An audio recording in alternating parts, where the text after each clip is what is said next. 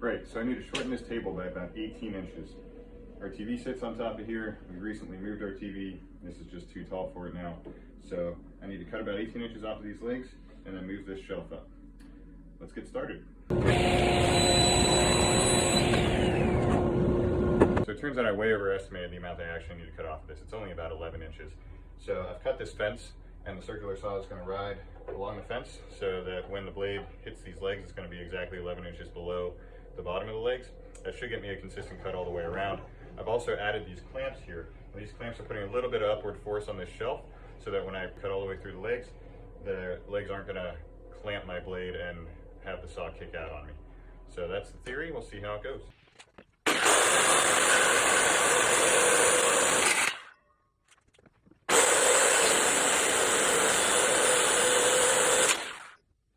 Okay, so the cut went pretty well on both legs.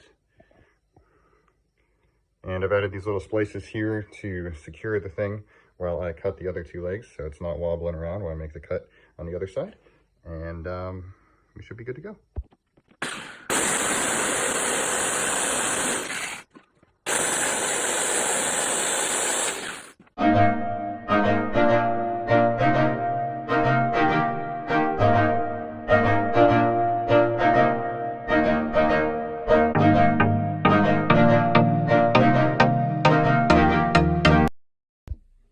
So the bottom shelf has been taken off.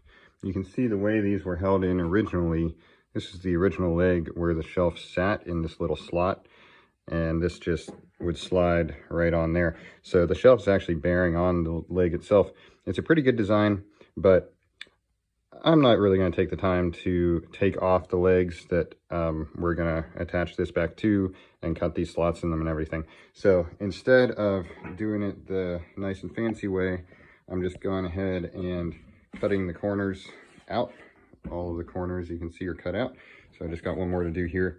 And then the leg will just sit right in the corner like that. And we'll just screw into the leg and maybe put a couple of bearing blocks right under the shelf so it still has something solid to bear on. Not quite as clean a solution, but much faster to make.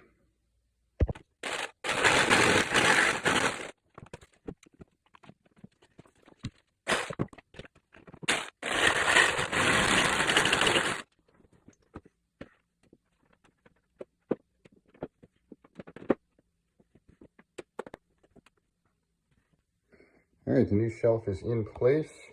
I don't have a band clamp, so I'm using this ratchet strap with these foam blocks to shore everything up. And I ended up using the old legs that we cut off as spacers. They worked perfectly. They were exactly the right height to set this shelf right where we need it. And now all we gotta do is screw the thing in.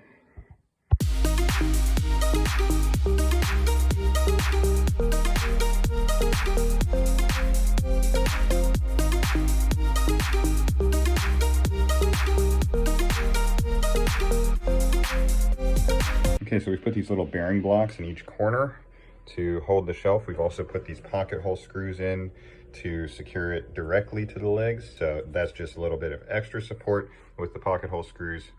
And now all we gotta do is get these spacers out. And you may have wondered earlier when I said I was gonna use these spacers to hold the shelf up, how I was gonna get them out. Well, the answer is, I'm an idiot and I didn't even think of that. You can't just pull these out. There's no way. So you gotta, we have to cut these. Luckily I've got my Japanese pool saw here. The advantage of the pool saw is that it cuts on the pool, so you don't actually have to put a lot of force into the cut at all. These things cut very smoothly, and we should just be able to cut each one of these spacers out, and then we're done.